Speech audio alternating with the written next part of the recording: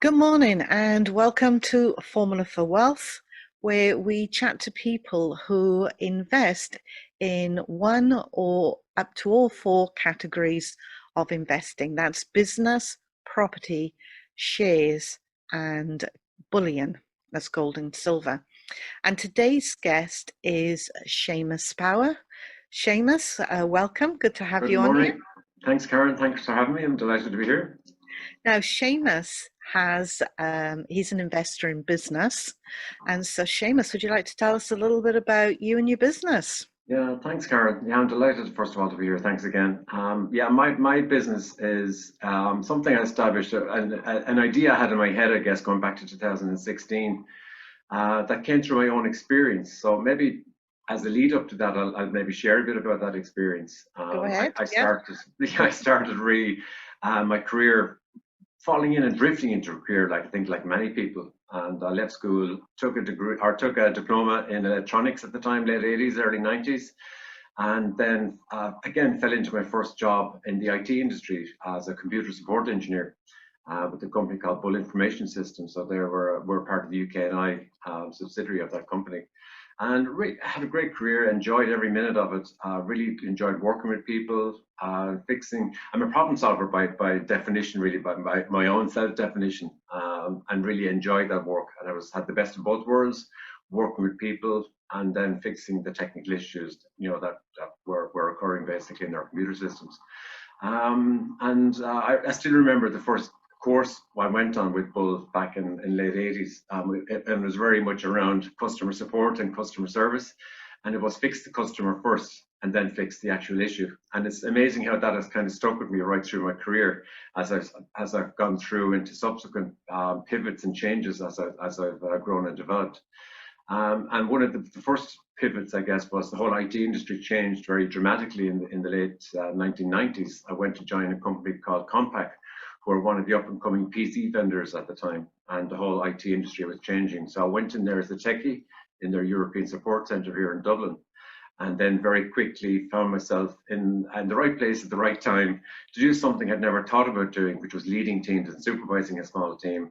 And that ultimately ended up in a purchase of Compaq by Hewlett Packard in 2002, which put me on a trajectory of a very rapid management trajectory, which I'd never planned. Again, had fallen into and kind of in the right place at the right time. But every job I had worked on, I really put my full effort and graft into it. And nothing comes easy. And even though it seemed like I was falling into these roles, I was performing in those roles as I went as well. But as I began to grow and develop in the corporate ladder, the less happy I became somehow. So, I ended up as being customer support director for our PC division. And I just had to sit back and think I was getting some health impacts of that. So very, very positive on one side, great development within the company.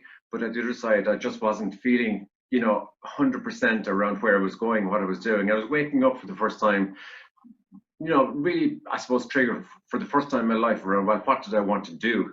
Because I had been really on that trajectory of just drifting and falling and opportunities falling into my lap almost. So I want to call it a time of crisis. That's probably too dramatic, but it was certainly a time of reflection. And I was getting some warning signs, I guess, from my body as well. I was getting some migraines, more regular migraines. Stress was beginning to kick in, and I was working morning, noon, and night. I was in a global role and probably working too much. And the whole IT facilitated that to happen with the internet, email, and the whole global economy was allowing us to and many people like me to actually work very, very, very long hours. And I found myself falling in maybe into that trap as well. So I took a couple of steps to really just small tweaks and tunes. I cut out, for example, soft drinks and Coke. I remember at the time around the mid 1990s or around the mid 2000s. And I read a couple of books around that time as well as a kind of mechanism to help me rebalance. And they, without realizing it at the time, were my first steps towards what I'm doing today in empowering health, which is really around understanding how our brain works, how our mind works, how our mindsets work. So there was two books in particular that I read at that time. One was a guy from a professor in Trinity College in Dublin, Ian Robertson, called Mind Sculpture, and he wrote about the mechanics of the brain. And I think it was the techie in me that really wanted to understand more about our body. And it was the first time really that I developed a passion for a topic and a subject. That if I was back in school again, I probably would have studied. But again, better late than never to identify your passion. And then there was a second book by a guy called Bruce Lipton, who's a really, really, and up to this day, I still really follow a lot of his stuff. But he wrote a book back then called The Biology of Belief, and it's around the impact and power of our beliefs on our physiology, essentially, put it in simple terms. And his topic really was around epigenetics and how we have a lot of control over how we express our genes and so on. So they were big influences for me. And I was reading a lot of those books at the time, and that was my trigger to do something small and tweak and tune my own lifestyle, which I did with some small changes. I took some more exercise, cut out those soft drinks that I mentioned. And then by 2010, I decided I want to get some academic grounding on this, to help me rebalance in my work. So my work, I had actually managed to negotiate with my managers at the time, this feeling that, this wasn't a path for me. And I moved into project management and continuous improvement roles, which again came back to be great assets to me when I formed Powering Health. And that was a great rebalancing. So in 2010, I took on a part-time humanities degree with the local university here in Dublin, Dublin City University. And that was a great mechanism. Along with the small changes I had made, I was able to actually rebalance my time to focus on the academic qualifications and about an area I had a real passion for. So I really managed to restore ideal balance with the changes that the Hewlett-Packard team had facilitated with for me, and with actually putting more attention and just rebalancing essentially how I was spending my time. And that was brilliant. So, for the next 6 years, I worked really hard on the part-time degree I was doing. So that was around a humanities degree, around really majoring on psychology, but including topics on philosophy and sociology as well, which is fantastic, and it really broadened my horizon. And then that came to an end in 2016. Again, no intention ever of really forming my own business, or never entered my head. It was really for me, all the rebalancing effort and work that had gone up to that time. So very happy in Hewlett-Packard, a great employer. And then, I wanted to maintain that balance and continue on.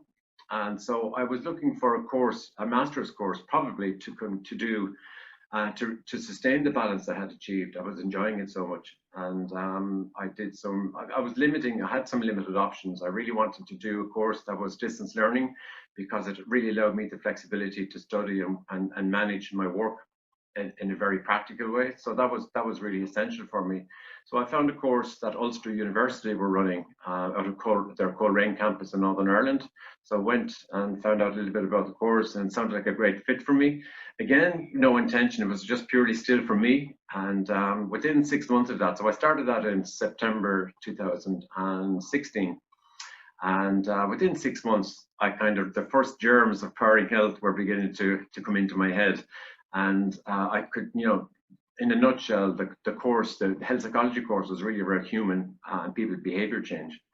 And then my whole experience, the academic skills, the books I've been reading, it all kind of came in almost a light bulb overnight. Do you know what? There's a real problem here, that I now have the skills, the experience, and the knowledge through the master's course to actually make a real difference for people. And that was the trigger. So at the end of 2017, I had an opportunity to leave Hewlett-Packard on a redundancy package.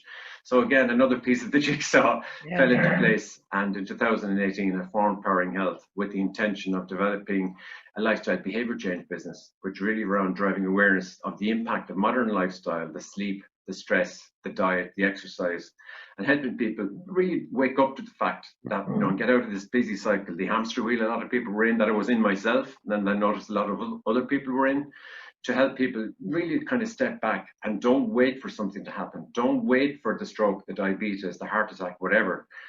Get ahead of the game. And that really is my mission, and still my mission around Powering Health, around driving that awareness, and then having people act on their hotspots, identify specific changes, 1 or 2 changes, no more than that they can make those permanent. And then there's opportunities to look at further changes that to help you and people, my customers, my clients, rebalance in their own time, whatever their particular hotspots may be around diet, exercise, stress, or sleep. They are definitely the four big pillars of, you know, where most of us are struggling to some aspect, I guess. And that's really what I'm doing up to today, is really focusing on the corporates more so. So I began very much on an individual focus, and I tested the service on 6 friends of mine, which was fantastic in 2018. And then I began to actually grow and scale. And then with COVID, I've begun to really pivot and shift more on the corporate side. And then I've invested some time in creating some videos, the health and wellness video series around those 4 pillars, and then developing a mechanism to help people take those steps. And really, it's not me telling them what to do, it's really triggering and probing people to kind of think themselves, and then identify their own changes for their own lifestyle, and then identify those things that they are willing to change and think about changing. But equally as important, think about those things that they don't want to change in their lifestyle. You know, and yet there's some things we're all doing that might not necessarily be that healthy. And, you know, that's back to the balance. So again, you have a life to lead, you have to enjoy your life as well.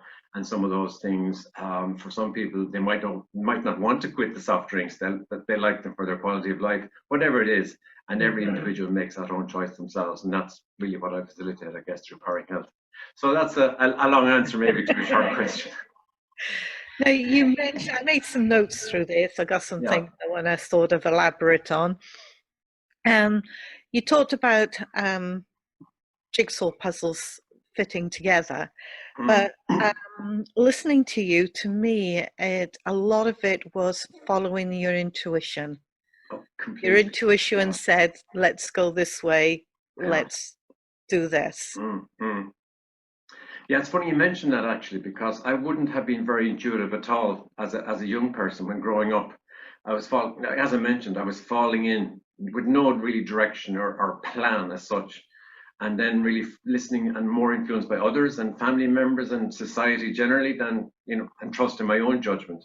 So it's a very good observation, because that was a major pivot for me. I think when I moved from the techie work with Compaq into realizing I had the ability and enjoyed doing the leadership work, it was a kind of major wake-up call for me, in shifting from being someone who kind of had no real direction, even though I had a very good career and enjoyed the career I had fallen into. It was a major wake-up call for me to think, oh, you know, there's so much more you could actually think about doing, and so on. And that's where I really began to trust the gut feeling and the heart feeling, which led, I think, to the trajectory of, you know, the path I was on in Hewlett Packard. And then ultimately to think about more seriously, maybe 5 or 6 years later, well, to have the power of that intuitive thought, I guess, and be guided by the intuitive thought about what my body was telling me. So that was, I suppose, the second major pivot, that, you know, you were doing these things, but then you had to think about, you know, what was going on when you were succeeding on the success ladder, and then but realizing, well, this wasn't really success because the way you were feeling ultimately. And that came back to really trusting your gut to do something else, I guess. And that's, you know, where the rest of my journey began, I suppose, my more intuitive led journey, let's say, you know.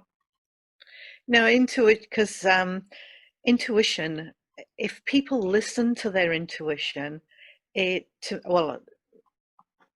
believe that if you listen to your intuition, it is always telling you what the change is and where you need to go, and how you need to broaden things. And yet a lot of people just put these blinkers on and don't move in the direction that intuition is telling them they should go. There's a lot of fear there, and a lot of it, I've heard it over and over again from people, just don't go with your heart. But it's easier said than done, honestly, because there's the very practical stuff, and I was in that boat as well. There's bills to be paid, there's the safe job, you know, all the usual stuff. And I'm sure this is what, you know, I can see you nodding your head. I'm sure people who watch this will say, oh yeah, you know what, there's bills to pay, the kids have to go to school, it's the practical stuff. And it's very easy to say, well, just go with your heart, because you're trying to balance this very practical side with really what your body is telling you what you'd love to do, but maybe there's an element of fear in that as well. And I think that's one of the things that stuck with me when I began to establish Powering Health. We had in one of our business-to-business meetings in South Dublin Chamber, which I joined as a member. one of the speakers they had in was a guy called Damien O'Brien. And he really, really was great for me at that time because he spoke about belief, belief, belief. And if you have enough strong belief and passion about something, it'll just happen. And you just have to trust and learn to trust that what your body is telling you is the right path forward. And I think, but that's a very difficult thing to do, honestly. And It and it's is. down to belief, really, and having that passion and knowing that if you persist, and it doesn't guarantee success either, obviously, but you've just got to follow your heart sometimes and do what you feel is the right thing to do. And some things, one thing I have to mention, it's very interesting. You're coming up with some very interesting questions there because it's triggering me to think about what I've mentioned in a recent session as well with the group, and that was around there's a lot of focus on communication these days, and right through my career, it's been about communication.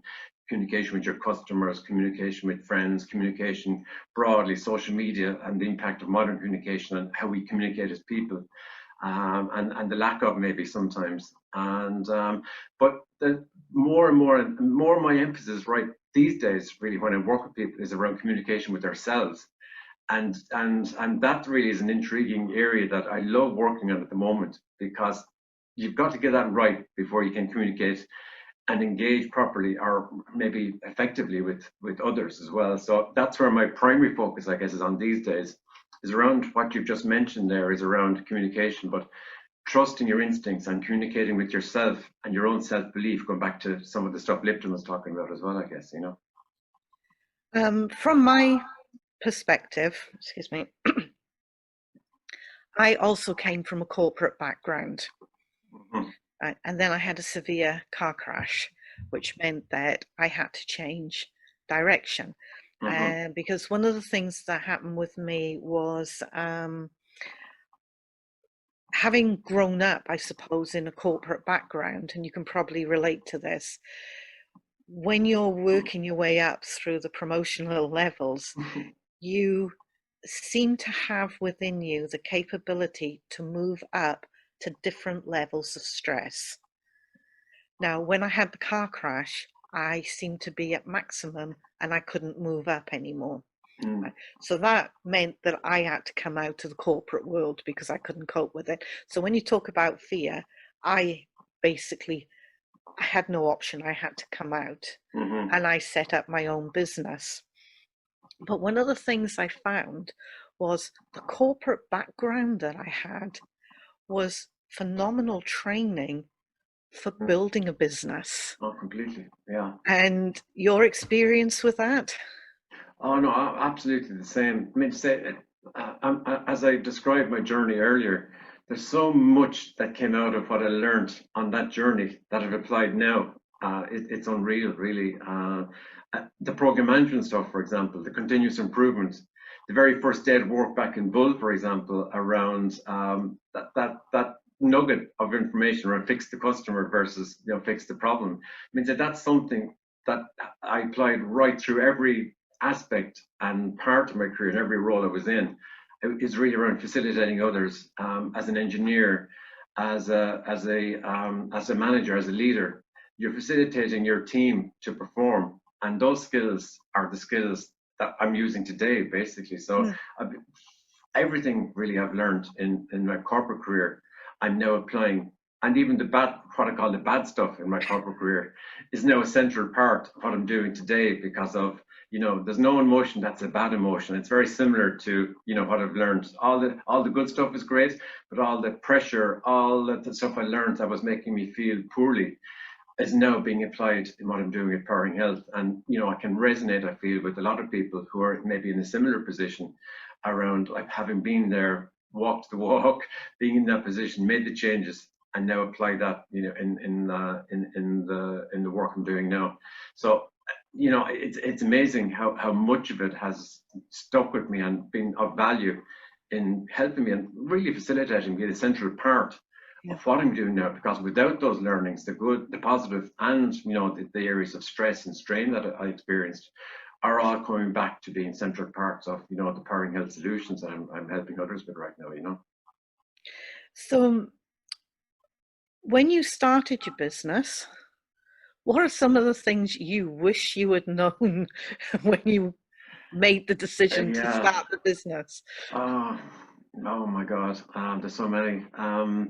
The biggest wake-up call for me, I suppose, from the beginning was stepping out from being in a very safe corporate environment, being a small cog in a very big machine, to be suddenly being the front and center of my own enterprise, even at the small enterprise, but Yeah. you're suddenly out there front and center and you are the business. And that was honestly, that was my biggest learning and biggest struggle for a long time, was me being the business.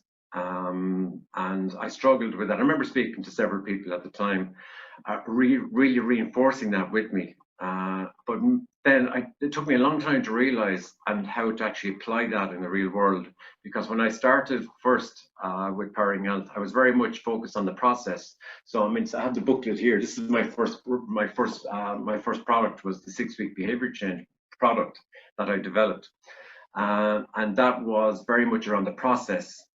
Even my website, my marketing was around the process, the brochure, the service, but I wasn't anywhere to be seen, and I think that was a big mistake, and I need to be front and center, and that's what I've consciously worked on over it's almost 3 years now since I began that first test process Mm. around the market research and seeing if there was legs in the idea that I had. And I think that's my biggest learning is now getting me front and center, speaking about my own story. So 3 years ago, I would have never shared with you the story that I just shared at the beginning of this interview, because I just didn't think it was important. And, I thought it was more important about the service I was offering rather than my own story.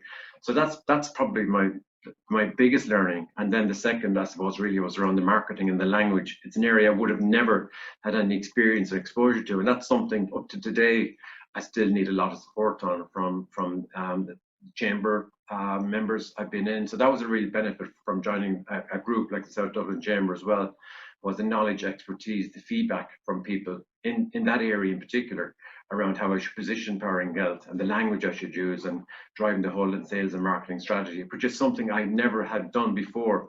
Even though I was a long time in a corporate, I was very much in the customer support side and really hadn't delved my toes into that aspect of business at all. So again, that was my second biggest challenge, I think, and probably continues to be one of the biggest challenges. And I think that's common for most businesses, is that whole sales and marketing experience or skill. And that's something I think somehow, for me at least, in my own experience, comes from just experience and trying and failing and trying again and doing different things, I guess.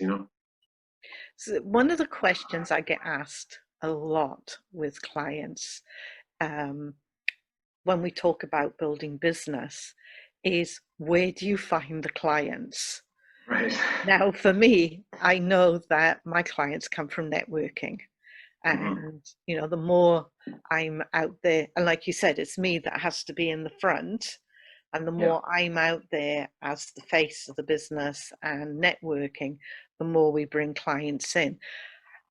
For you, how did you find clients? Because getting that very first client is Yeah. the, Yeah, I mean that's a huge challenge, especially in this space for me, and this is why it resonated so well with some members in the South Dublin Chamber as well, because I suddenly realised, going back to what I just mentioned, that I'm a one-man army essentially in a very new space. I haven't delivered in this space before, and you're really leveraging very heavily on your experience and your academic knowledge, but you're still going back to where you were and you're in your early 20s on your first job almost. yeah, And that's how I kind of relate to what I'm doing now, because you've got the experience, you've got all this experience, you've got the knowledge, you've got the passion, you've got the belief, but you've got still to go knocking on doors to get people to engage and build and drive with you and understand that what the value is. And it all comes back to value at the end of the day.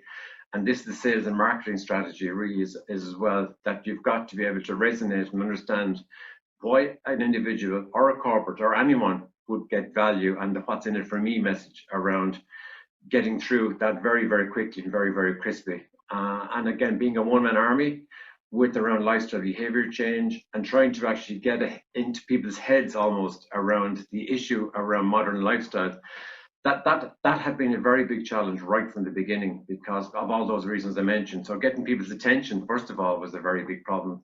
me being a one-man army to get attention of corporates where there's more higher revenue and higher margin versus the individual focus. I found out that very quickly as well, that it really wasn't a viable business on an individual one-to-one basis only, that you had to really try and target corporate customers. And that's where you run up against the obstacle of, well, Seamus, we love what you're doing, but you know, how are you going to scale? How are you going to deliver for us a corporate maybe of 3, 4, 500 or more people with what you're offering? And you know, that's again why I've got to really refocus and become a lot clearer. And that's where a lot of my marketing friends in South Dublin Chamber were fantastic as well, because they said, don't try and boil the ocean, don't try and target everyone. Figure out where it is that you want to target. And it's a very difficult thing to do. And that's what I've tried to do before COVID came along, was really focus in on workplace-related stress as being my primary area of expertise, and really limit the 4 pillars I mentioned earlier down to 1 pillar, which is really around stress and stress management and the impact of stress in the workplace. And that's what I've done, and that's what I've tried to pivot to really narrow down my focus. So I'm not fixing all sorts of lifestyle problems, but really focus in on workplace-related stress as the key engagement mechanism. And that fixes, to some extent, the one-man army issue, because then when you're focusing on a smaller piece, you can then develop solutions around just that piece, around your own skills, and how you can tell a more credible story around how you're going to be of value then to an individual, a small and medium business, or even to a large corporate, by actually focusing in and just honing in on that workplace-related stress issue. And that's really broadening out now with COVID. Very nice, I suppose, the opportunity is that there's a lot more stress going on, and the balance between home and work life. And that's an area that I'm very much focused on right now, is helping employees and individuals. It's really beginning with individuals. Every business is made up of individuals, of how they manage their own specific life stressors. Yeah, and everyone has their own particular threshold, and everyone has their own particular set of stressors that they're dealing with as well, I guess, you know. So it's been an ongoing pivot and an ongoing journey. And again, COVID has probably been the biggest pivot for most of us. And that's really why I'm focusing now on developing some channels into the US that we mentioned earlier, just before we had the interview, around another mechanism to broaden the services and broaden the scope of the services. And that's one thing COVID has brought, is the ability to actually extend my services beyond just the Irish market, where I began to focus. And now COVID has opened up other opportunities around a video series I've just created, and opening up opportunities to go to other markets, I guess, you know. I'm going to come back to that, because that is on my list to talk to you about. Okay. But routines. A lot of people have like a morning routine, an evening routine. Do you have that kind of routine? I do. I tend to get up at the same time. I think people generally do, who are living busy lives. Again, going back to the kids, the family, and so on. So people generally tend to live in routines, and I would have a pretty standard routine, I guess, as well, of getting up at a certain time, eating the same breakfast every morning, and having regular meal times. So I think that's really important for people. And again, it comes back to balance. So we're not robots either. So, but I think a routine is good when it comes to actually sleep in particular, you know, circadian rhythms and so on. I was talking to Joanne O'Callaghan, who is a member of the Outstanding Network as well, and she's an expert in this area, and I really get on well with Joanne, love what she's doing. And she would highlight, I think, the importance and the central importance of sleep. It underpins everything, basically, and routine and sleep, for me, go hand in hand, and stress management go hand in hand with that as well. So for me, without being boring and without, you know, doing exactly the same thing every day, but I believe, my personal belief is that routine is really key, and developing your meal times, your sleep times, and so on around those routines is pretty important, and incorporating exercise as well into your day. So you know, if you're sitting at your desk all day, get out for a walk, do your stretches, and getting into the routine of doing those things, I think is really important, you know. And it helps just establish that balance that has been a central part of my life. And establishing balance across those 4 kind of pillars I mentioned earlier. For me, that's where routine helps to facilitate and underpin that, I guess, you know. So there is routine, but there's also habits. And do you work with clients on changing habits, and how would you actually do that? Yeah, yeah, you would do, because I mean, to say a lot of the issues, let's call it, for want of a better word, issues, or things you want people to think about in their lives. It could be, the diet, for example, and that's probably the classic one where people are eating on the go, and they think they're busy, busy, busy, don't have time to sit down and have a proper meal, don't eat breakfast in the morning or whatever. And there's all sorts of different advice, and I think it's very confusing for people sometimes because there's so many. Let's focus just on diet and eating habits for a minute. So a lot of people are going to the internet, finding out, well, intermittent fasting is great, or there's another fad diet, or this, that, and the other, and people Yeah. try different things. And maybe a lot of the time, what I find working with people is that I would like, a lot of people are not taking the time, and it's back to time and the business of everything. A lot of people are in the habit, if you want to call it like that, of not taking time for a lunch break, for example. I know I was in that situation myself. And so it's a matter of breaking that habit by setting time aside, and simple things like setting time in your calendar. Because I know, again, from my own personal experience, I would sometimes eat lunch on my desk, because there was the next meeting and the next meeting and the next meeting, and they all kind of fell into each other. Of actually setting time aside for you in your day to just eat, take a break, go for a walk, take your food in it. And again, one of the early clients I had in Powering Health talked about mindful eating. And that's something kind of stuck with me as well, making space to have a proper meal and slow down and declutter this thing up here.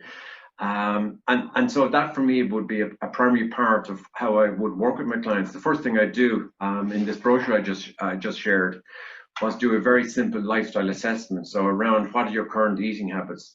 What are your current drinking habits, like water intake, alcohol intake, smoking, and so on? Your sleep and your exercise habits. So again, focusing on the four pillars, and that's typically been the stimulus to help people figure out, well, where are the habits that are good habits and where are the habits that are not so good habits. So that's a great starting point, and we're all individuals, and that for me establishes a framework and the beginnings of a framework from where you can actually begin to work with people, or have people themselves think about, while I'm drinking, all these soft drinks, I'm eating on the go. I'm eating the hamburgers. I'm eating the processed foods. I really should eat more vegetables. Whatever it is, and everyone has their own journey and their own habits to break. And that's really what I try and establish in the initial communication: is, do we have a fit? Can we work together? And then once there's a good fit, we get into that more detail. So it moves very much from a broad funnel. Oh God, I realize it's like the addiction thing. You don't really raise your problem until you kind of put your hand up and say, you know what, I could do with some help here. I need help. And then from that point on, you move to a funnel of where, what are where are the hotspots. Then you move into, what are the change possibilities? What are the things I want, I'm willing to change? What are the things I don't want to change? And then you end up at the end of that process with two or three things that you make a commitment to change, with solid and specific targets. So, for example, the habit of drinking too much soft drinks, or the habit of eating the hamburger, or whatever, that you make commitments to put targets on those things. You might put a target to exercise more. You might put a target to drink more water. You might put a target to, whatever the target is. It could be exercise related, diet related, stress related, breathe more. It's endless, the number of things, and it's all individual, based on individual discussion and individual commitment that the person themselves makes. It's not me. I facilitate them thinking about these various change possibilities, and then the person themselves comes up with two, definitely no more than three, but two, let's say, specific commitments that they make with specific targets that are designed to break those habits and make those changes permanent behaviors as they go forward. Because that's the biggest challenge we have. We see it every year in January. We make a commitment to change, the one or two things, food, whatever, and within 20 days we're back to what we always did. And that's what Powering Health brings. It's putting a structure in place and holding people accountable to actually figure out what those changes are, act on the changes, but most importantly is to sustain those changes as well for the longer term, so they become permanent parts of your lifestyle. And that's So what I bring. I'm a great believer that I'm a very much into goal setting. Mm, And I believe that one of the parts that is missed in goal setting, and it's actually part of what I teach in goal setting, is that if you want something and you haven't been able to achieve it in a goal, it's usually because there is a habit mm, that has stopped you yeah, from achieving it, and that you need to change something to yeah. achieve the goal. Yeah, oh, completely, absolutely. And when that process I've just described is exactly, what works for me and what's worked with clients I've worked with as well. Is first of all, you've got to be in a place where you're ready to change, and I think that's probably the most critical thing, and that's probably the biggest frustration I have with trying to attract clients. Going back to that discussion, Yeah, is a lot of people, and when I began the Powering Health journey, I was focused more so on the longer term benefits of working with powering health. So like, illness avoidance, non-communicable disease like diabetes, stroke, heart disease. But, I could see this with clarity in my own head. Why would you not want to do that? But people are looking for an instant fix, a quick fix. So I really had to shift my emphasis and focus on, well, by working with Powering Health, you're going to have the benefit of performance in the next week, 10 days, whatever. So as soon as you cut down those soft drinks, or as soon as you start slowing down and breathing, whatever it is the client decided they wanted to do, that you're going to see that response and that benefit very, very quickly. So mm, that's really how I position and the change. And when you talk about change, people really need to see the what's in it for me and the benefit showing up very, very quickly. And if it doesn't, the chances of them sustaining that change drop dramatically once they don't see the benefits, or once they're not committed to going through the stress associated with making change. And it is it difficult. is stressful. Yeah, Yeah, change is stressful. So, but you try and take the stress out by highlighting the benefits of why you're doing this in the first place, and that goes, with the work of working with the client in the first place, of identifying the hotspots, and then really reinforcing the benefits, the short-term benefits, but also the longer-term benefits. So the performance improvements for the individual, the performance improvements for the business. So if the individual and individual employees are performing better, the business is automatically performing better. So it's really, that's where the real focus is, on the what's in it for me discussion right at the beginning, to get people bought in, let's say, and seeing the benefits and then committed to the change. But then really reinforcing, as people see those and experience those benefits, then realizing the longer term benefits associated with those permanent lifestyle behavior changes as well. And this comes back to the non-communicable disease, around, the diabetes, the stroke, the heart attack, even Alzheimer's now has been identified as a lifestyle related yeah, illness. And I think that's getting people's attention more so, these days. And it's really commonly referred to as diabetes type 3 at this stage, because of its association with the markers for diabetes. So if your diet is poor, or you're overweight, and you develop diabetes type 2, you're putting yourself automatically on an increased risk of acquiring Alzheimer's later in life as well. So I think that's can be a very powerful motivator for people, but they still need to get that very instant fix. But also then that will help reinforce and sustain the changes once they get over that hump of getting yeah, this initial change in place. And again, like you said, people find it very difficult to make changes. But if there's a reward at the end of that, and if the reward is more immediate, people are more likely to stick with it, I guess. And that's really, what Powering Health is all about, is helping people really to sustain that hard graft that happens in the beginning of this change, to make sure that they can kind of keep the what's in it for me in the front of their head, and and make those changes, and for them to become burnt in as new normal behaviors for them as they go forward for the rest of their lives, and put themselves in a place to actually make further changes once they see they can make those initial small yeah. changes. It's something that can be recycled even on their own time. They don't need Powering Health after that.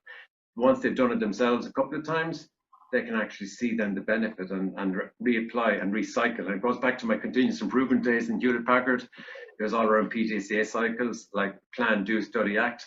And then the first cycle of that is working with me in Powering Health, and they can learn to kind of recycle and go through that cycle themselves on a continuous basis right through their lives, or for whatever aspect of improvement they want to make, I guess. Mm.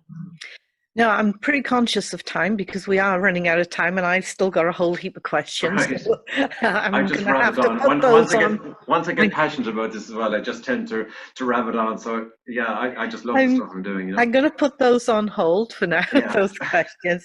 And I'm going to say expansion. We talked about this earlier, Mm. expanding your market. So I know that you're looking at America, but is there a process you've had to go through to prepare yourself to actually expand into a new market? Um, Honestly, no. And this is going back to probably my early career days. This kind of opportunity has kind of falling into my lap somehow. So it wasn't something I really strategically thought about one day and said I need to get into America. The opportunity just arose, and as opportunities tend to do from university, I think, in our lives and business lives. This opportunity happened to arise through a networking event. Again, through the outstanding network, and through Joanne, I made a contact in San Diego, and I joined a networking event there, very similar to the stuff I'd been doing in South Dublin Chamber. It was a virtual networking event. I met a lady there from a company who was doing health and wellness events for corporates, had developed a platform, and we just got talking after that event. We kind of clicked and we got on.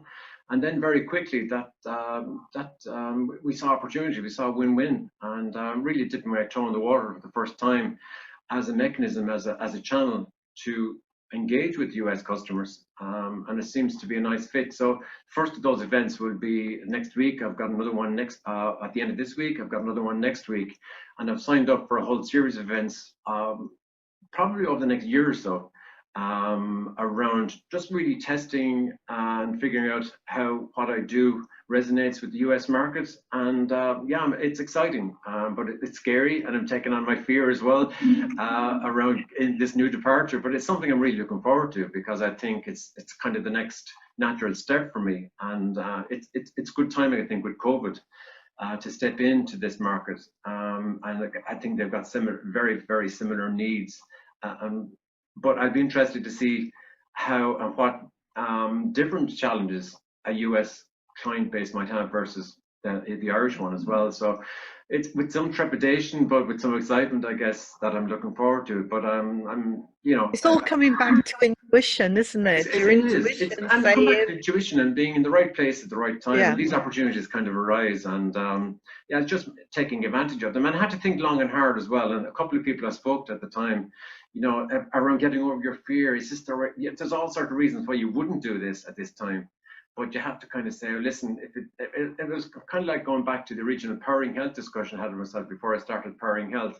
I was looking, we all struggle and beat ourselves up when our own thoughts around, oh, we think of the reasons why we shouldn't do something. But then, you just say, listen, there's so many other better reasons why you should.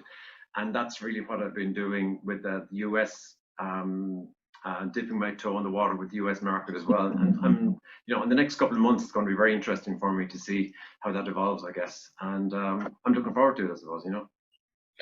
Well, I am going to wish you good luck with that. Thanks very And much. I am going to have to wind the interview up now.